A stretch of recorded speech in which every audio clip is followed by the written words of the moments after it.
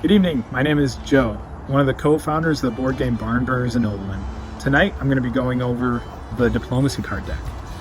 One of the very cool aspects of this game, it is something that can be purchased by your characters if they collect enough coin. Some of the cards are better than others, all of them are advantageous for you and your team.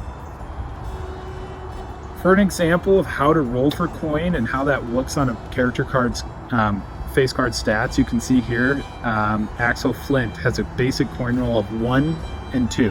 That means you roll a 6-sided die, and if you get a 1 or a 2, then you collect a coin. 3 coins is enough to purchase you a diplomacy card.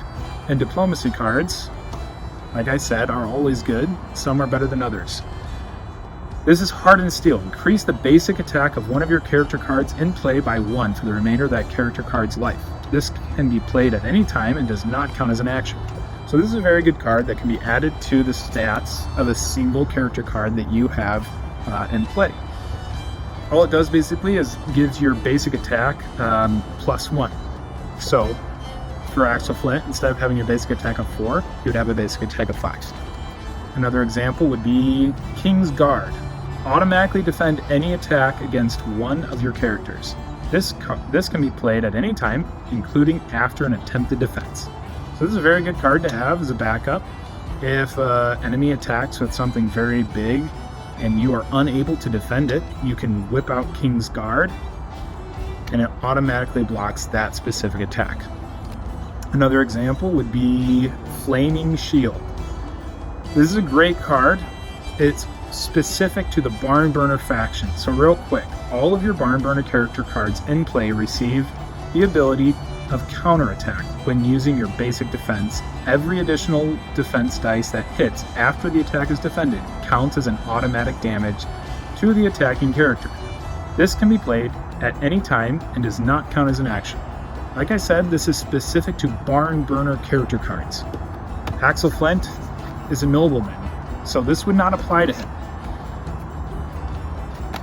Say I had Hamish Cornwall, this would apply to him. So in this game, you have a Barn Burner per se. You play this card, and they now have counterattack. If you had 2 Barn Burners out, say Hamish and the Cannoneers, this would apply to both of them. For as many Barn Burners that you have in play, this card would apply. If you do not have any Barn Burners at all, it would behoove you to turn this back in and select different cards, because it's not going to help you out in this specific match because you don't have any Barn Burners. Hey everyone, jumping in here really quick to give you an update specifically about these faction-specific diplomacy cards.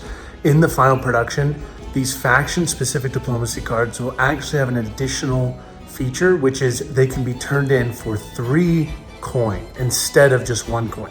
We did this so in case you get it when you're playing a game and you don't even have that faction, so it's kind of like, man, you saved 3 coin to get a card that you can't even use and you never even had the opportunity to use. It allows you to trade that card back in for 3 coin.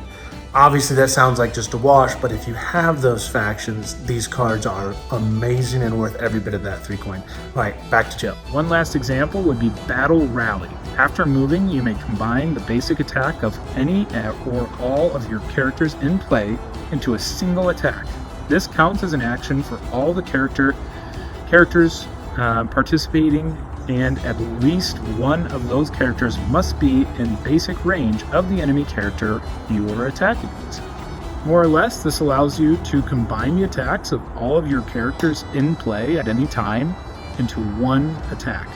And of course, it counts as the action for all the characters in which you combine. These are just 4 examples out of a deck of over 30 that are very powerful and very strategic in defeating your enemy in this game. Really fun part of this, it plays in with the diplomacy and the entire vibe of the game. I hope you enjoy the deck. I hope you read through it. I hope this was helpful. Thank you.